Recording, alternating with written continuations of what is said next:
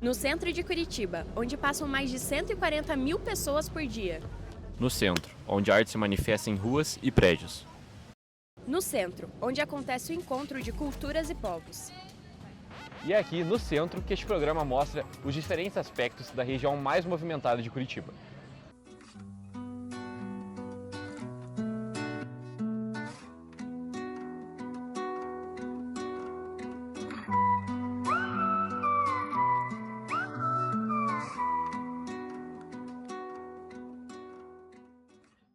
Olá, eu sou Gabriela Lobo. E eu sou Ian Guimarães. E hoje a gente está aqui no mural Pote Lazaroto, no centro de Curitiba.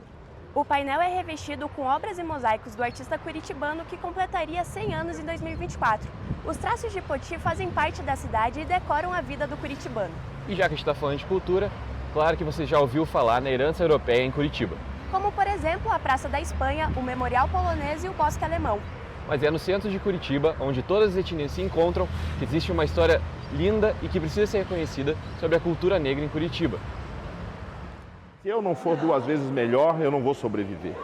Porque ser negro em Curitiba, ser negro no Paraná, você precisa do manual de sobrevivência. Você já deve ter ouvido a frase, Curitiba, a cidade europeia. Afinal, as informações que a relacionam aos imigrantes europeus estão por toda parte. No entanto, é importante lembrar que a capital paranaense também possui uma rica e significativa história negra, presente em cada canto, mas especialmente no seu coração, o centro da cidade. Faça o teste e pesquise sobre a história de Curitiba. Muito provavelmente você vai encontrar histórias sobre os imigrantes europeus, ucranianos, alemães, italianos. Por isso, hoje, a gente vai mostrar para vocês o trabalho da Linha Preta e conhecer juntos uma história de Curitiba que não é muito contada. Eu sou filho de Angola. A Linha Preta é um roteiro turístico que busca destacar e reconhecer a influência da comunidade negra na formação física e social de Curitiba. Eu sou negro, sim senhor. Guiado por Melissa Reiner e o mestre Candeeiro, a tour passa por diversos marcos históricos do centro da cidade. O trajeto, que tem duração de 3 horas, começa aqui, na Suína São Francisco. O local é significativo não apenas pela sua arquitetura inacabada, mas também pela história afro-brasileira e das técnicas de construção em taipa associadas ao mestre Belmiro, um abolicista ativo que ajudou a libertar mais de 50 escravizados antes da abolição. Um pouco adiante, chegamos à Igreja do Rosário, que serviu como centro religioso e social para negros livres e escravizados, sendo um símbolo de resistência e organização cultural afrodescendente da cidade. Estamos agora no Memorial de Curitiba. O famoso painel narra um pouco da história do Brasil e da própria capital. A presença negra está na arte, mas de forma estereotipada. A representação dos homens no painel é feita como servos submissos e coniventes, enquanto as mulheres negras têm seus corpos expostos e hipersexualizados. A gente tem que tomar muito cuidado, porque dá uma olhada nisso daqui, ó. Isso aqui não é o Memorial de Curitiba, isso aqui é um memorial para preservar a memória da elite curitibana. A maioria dos caras que estão aí, sabe, escravocrata. Então a gente precisa discutir isso, precisamos questionar. É perigoso ter uma história única, é perigoso. O trajeto também passa por todo o Largo da Ordem, que sempre foi um espaço de convivência e de trabalho, desde o século XVII. Circulavam pela região tanto homens livres como escravizados e libertos, que frequentavam os comércios e utilizavam o bebedouro do largo. E esse resumo da cultura afro-paranaense não cabe nos folhetos.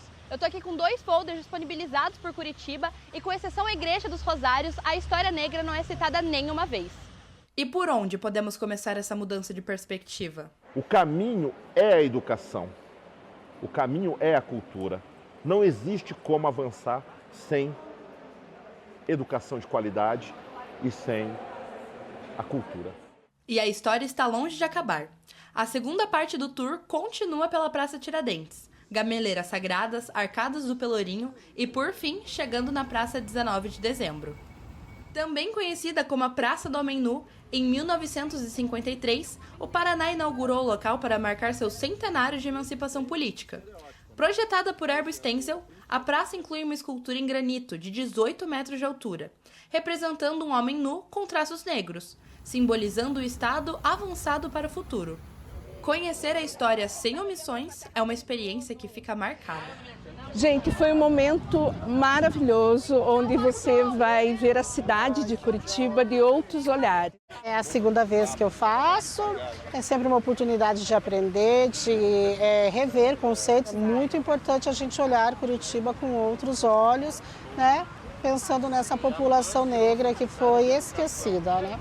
Para participar do passeio guiado, basta acessar o formulário de inscrição, disponível no Instagram, @linhapreta.curitiba. A luta por uma Curitiba menos racista não vem apenas dos negros. A história que foi apagada precisa ser relembrada por todos, pois somente reconhecendo os erros do passado, podemos construir um futuro mais inclusivo.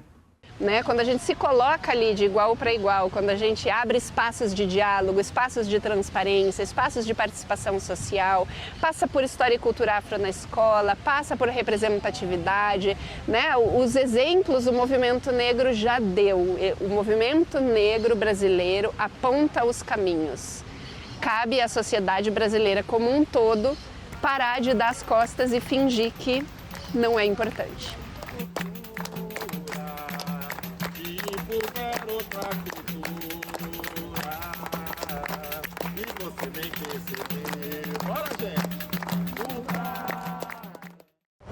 Além da diversidade de culturas, o centro de Curitiba também é um refúgio de artistas. Ricardo Todi, um importante escultor da história do centro de Curitiba, tem o seu legado mais próximo do que a gente imagina. E a Elis vai contar um pouco mais sobre isso pra gente. Estamos aqui no São Francisco 179, um refúgio urbano aqui no centro de Curitiba, localizado no prédio onde morava Ricardo Todi, criador da Fonte da Memória, mais conhecida como Cavalo Babão. Aqui, que foi um lugar já de ferraria, teatro e sede de eventos, agora abriga um multiespaço. Aqui existem muitos esboços históricos deixados por Todi, que marcam uma das muitas histórias aqui de Curitiba. Muito obrigada, Elis. E tão dinâmico quanto o centro, nosso programa está aqui no Passeio Público, que foi o primeiro zoológico de Curitiba. Você sabia disso, Ian? Olha, minha mãe me contou algumas histórias, de quando ela vinha aqui quando ela era mais nova. Só que, além dele já ter sido um zoológico, ele é o único parque do centro de Curitiba. E ele também é o mais velho da cidade. Muito legal. E ao longo dos anos, o Passeio Público sofreu muitas mudanças. A última em 2019, em que o parque foi revitalizado. E quem traz mais informações sobre isso é o repórter João Pedro Faidiga. Bom dia, JP! Bom dia, Guimarães, e bom dia, Gabi Lobo. Estamos aqui no Passeio Público, o maior ponto turístico da região central. Aqui também é o primeiro parque a ser inaugurado na cidade e também o primeiro zoológico. E nesse ano fazem 5 anos que ele foi completamente reestruturado. Nessa nova remodelação, ganhou iluminação pública, jardins de mel e colmeia de abelha sem ferrão, pintura de todos os equipamentos e portais e também a reforma de banheiro e do parquinho. O Passeio Público ele é um exemplo na preservação da fauna e da flora. Aqui também é o departamento administrativo do Zoológico Municipal e expõe aves e animais de pequeno porte, como cobras.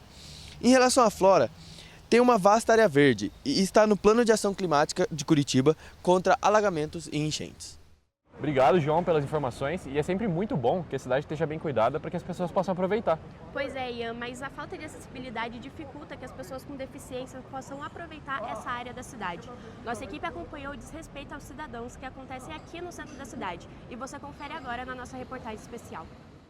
Que eu perdi a visão fazem 14 anos que eu perdi a visão. Aí depois tive que aprender tudo na raça, né? E se a acessibilidade fosse boa, eu não precisaria nem usar a bengala guia. Antônio tem apenas 5% da visão. Ele estuda nas proximidades do Largo da Ordem e conhece todos os desafios do caminho. Em uma pista que era para ser direcionada para pessoas com deficiência, o estudante precisa sozinho desviar de obras, carrinhos e, é claro, de buracos. Tem uma parte plana e tem um paralelepípedo dos dois lados. Essa parte plana é para o cadeirante e para a pessoa com deficiência e para pessoas em geral. Aí sempre tem alguma coisa, algum obstáculo em cima. Sempre tem algum obstáculo. Quem coloca essas questões geralmente é pessoas que enxergam. Quem enxerga não vai utilizar a acessibilidade, mas a piso guia aqui. A Constituição Federal prevê o direito de ir e vir a todos os cidadãos. Mas aqui, esse direito é frustrado com os problemas de estrutura, que afetam na acessibilidade. Na região central, bueiros atrapalham o sentido no piso direcionado para cegos. Os buracos se tornam crateras e a falta de rampa um bloqueio para quem utiliza a cadeira de rodas. Para essa arquiteta e urbanista, o principal problema do centro são as calçadas, que apesar do valor histórico, atrapalham a mobilidade. A calçada teria que ser plana, reta, sem inclinações, não tem rampa de acessibilidade. Geralmente para entrar em lojas são difíceis, tem grelhas, não tem piso portátil para cego. Principalmente o pit pavê é muito ruim. A gente vai trepidando na cadeira ou sem cadeira, ou quando chove e fica muito liso e escorregadio. Então não só para quem usa cadeira de rodas, para qualquer pessoa, ele é inacessível. As calçadas do centro são revestidas com mosaicos de pati-pavê, que foram instalados entre os anos 60 e 70. Mas ao longo das décadas, com a falta de manutenção, o modelo apresenta desgaste, com desníveis e buracos. O calçadão da Rua 15 é o lugar de ganha-pão de Luana, que vende paçoquinha todos os dias. Ela enfrenta na pele as dificuldades da mobilidade no mosaico. Esse tipo de calçada é meio ruim. Deveria ser uma faixa maior também para cadeirante ou uma outra calçada que seja mais lisa, que não seja essa completa. Em 2023, Curitiba foi eleita como a segunda capital brasileira com mais estabelecimentos acessíveis. Segundo o levantamento, a cidade tem 58% de avaliações positivas para lugares acessíveis.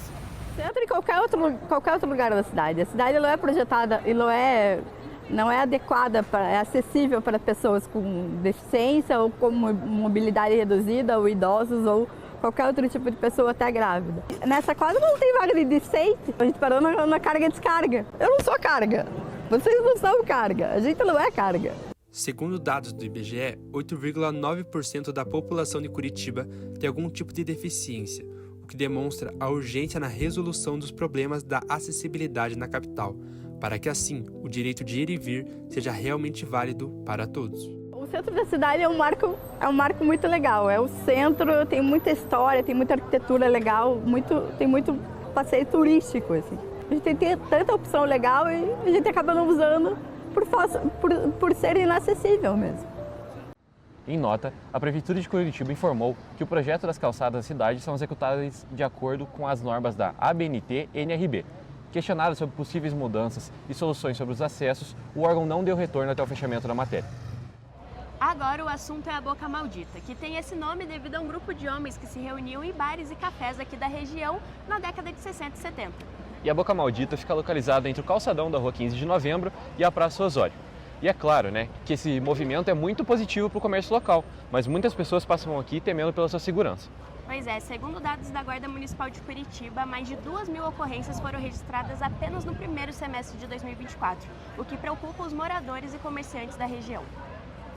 O centro de Curitiba é um dos bairros mais movimentados da cidade, tendo diversos comércios, praças, pontos de lazer e atraindo muitos turistas. Apesar desse fato, o centro enfrenta dificuldades significativas, especialmente em relação à segurança pública, o que é uma preocupação constante para quem frequenta o local. Após uma coleta de dados, foi possível identificar que há um equilíbrio na quantidade de crimes nos dias da semana, mas que o horário com maior número foi no período da manhã, entre 8 e 11 horas. O único dia da semana com um diferente horário de pico dos crimes é na sexta-feira, em que às 15 horas da tarde se mostrou ser mais perigoso. Porém, essa visão não é a mesma dos entrevistados. Todos, sem exceção, disseram que o período noturno é o que mais temem, que precisam ter uma atenção redobrada. A parte da noite eu sinto mais insegurança, assim, porque como tem menos gente na rua, a probabilidade de acontecer alguma coisa é maior. Eu me sinto mais segura durante a manhã e à tarde, mas início da noite, ali às 18 horas, enfim, para frente, eu já não me sinto tão segura. Dados da Secretaria de Segurança Pública do Paraná apontam que, em 2023, foram registrados 1.595 chamados para atendimentos e casos de roubo na região central. Isso representa um aumento de 3,36% em relação ao ano anterior. Já em relação aos boletins de ocorrência, entre janeiro e o início de junho deste ano, foram feitos 2.096 registros. Embora os números apresentarem uma piora em relação ao ano passado, as pessoas que circulam pelo centro têm outra percepção. Acho que o centro está muito mais seguro agora. Antes tinha esse posto dos guardas, não tinha nenhum guarda, agora já tem, você vê mais a polícia diariamente aqui, você vê ela mais cotidianamente, assim. Cara, eu acho que para melhor. Eu acho que ainda tem bastante gente mal intencionada, né, mas eu acho que melhorou, sim. Entramos em contato com a Polícia Militar do Paraná para falar um pouco mais sobre a situação, mas não obtivemos resposta. Um dos maiores motivos da grande movimentação de pessoas pelo centro é por causa da variedade de comércio. A Rua 15 de Novembro é a principal nesse setor, contendo desde franquias famosas a empreendimentos familiares, lojas de departamento, lojas de grife, restaurantes populares e panificadoras. E a pequena segurança deixa os lojistas locais preocupados. Muita preocupação. Nós temos vários problemas hoje aí, né, cara? Ladrão de carteira, ladrão de corrente, os furtos dentro de loja também. A gente não vê mudanças nisso daí faz muito tempo. Acho que falta muito apoio na parte da manhã e principalmente à noite, que é mais ocorre assalto aqui. Há umas 2 semanas atrás assaltaram a Gula aqui do lado e a princípio aqui a nossa loja também foi assaltada uns tempo atrás também. Embora a segurança seja um problema para os comerciantes, o investimento, principalmente de grandes franquias nacionais e internacionais, é primordial na manutenção do grande fluxo de pessoas na região, atraindo mais possíveis clientes. Aqui é um ponto muito bom, no lado de... Tem, no caso ali, tem o Walmart aqui na frente, tem o banco também, McDonald's, são marcas grandes que atraem a gente do lado e tá trazendo bastante público pra gente sempre. O que salvou o centro foi a parceria com a Boticário. Eles decoraram o centro, com isso veio mais policiamento também. Embora seja o pensamento da maioria, a opinião de que o centro é um lugar inseguro não é unânime. As minhas atividades são todas aqui perto do centro, então faculdade, mercado, academia. E então eu ando bastante a pé aqui pelo centro e eu nunca me senti com medo ou de acontecer alguma coisa, de eu ser assaltado nem nada, então sim, eu, no geral me sinto bem seguro por aqui. Nem eu, nem nenhum conhecido meu aqui nessa região aqui do centro, aqui perto da minha casa, ninguém nunca passou por nenhuma situação. Por fim, perguntamos aos nossos entrevistados sugestões para possíveis melhorias. E as principais respostas foram o aumento da circulação de viaturas da polícia, o aumento na quantidade de guardas para um maior patrulhamento e uma melhor iluminação nas partes menos movimentadas do centro. É necessário também sempre ficar alerta com comportamentos estranhos e sempre guardar em um lugar seguro os seus pertences mais valiosos. Se você mora em Curitiba, tenho certeza que já passou pelo calçadão da Rua 15. Além de ser um lugar cheio de histórias, ele é marcado por uma rixa entre 2 restaurantes tradicionalíssimos aqui na capital. E quem vai contar um pouco sobre essa disputa é o nosso repórter Matheus Caran. Olá galera, a gente está aqui na Boca Maldita, entre os bares mais tradicionais de Curitiba, o Bar do Mignon e também o Bar do Triângulo. Os 2 bares eles têm uma rixa que esse ano completam mais de 90 anos. A competitividade entre os donos dos bares é comparado até mesmo atletiva. E essa briga, entre aspas, entre os bares se deve pela localização próxima um do outro também, porque eles têm lanches iguais, como o tradicional cachorro-quente e também o sanduíche de pernil, que a gente vai experimentar agora, ó. Esse daqui do Bar do Triângulo custa aproximadamente R$ 22,00 e esse daqui, ó, exatamente R$ 17,90. E agora eu vou deixar o microfone de lado, peço licença a todos, para experimentar os tradicionais hambúrgueres de pernil.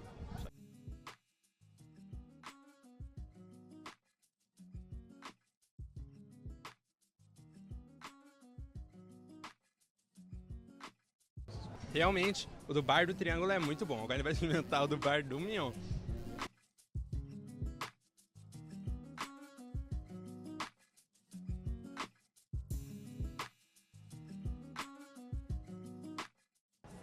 Realmente os 2 são muito bons e eu não fui capaz de decidir qual é o melhor. E você e aí, Gabi, já vieram aqui experimentar? Matheus, eu já provei os 2, inclusive eu tenho o meu favorito. Mas eu recomendo que todo mundo experimente os 2 porque vale muito a pena. Inclusive eu fiquei até com fome. Eu também fiquei, Ian, mas ainda bem que a gente está na feira especial de inverno aqui da Praça Osório. A feira, que começou na década de 60, se tornou parada quase obrigatória, tanto para turistas quanto para moradores de Curitiba. E para acabar com a nossa fome, nada mais justo que a gente vir aqui na feirinha e aproveitar um pouco do evento também. E hoje meu campeão foi o pastel de queijo, apesar de ter várias outras opções. E o meu foi o pastel de carne, já garanti o meu. E eu acho que depois dessa tour por Curitiba é mais do que merecido a gente encerrar dessa maneira, né, Ian? Com certeza. Então é isso, muito obrigada por ter assistido e até a próxima.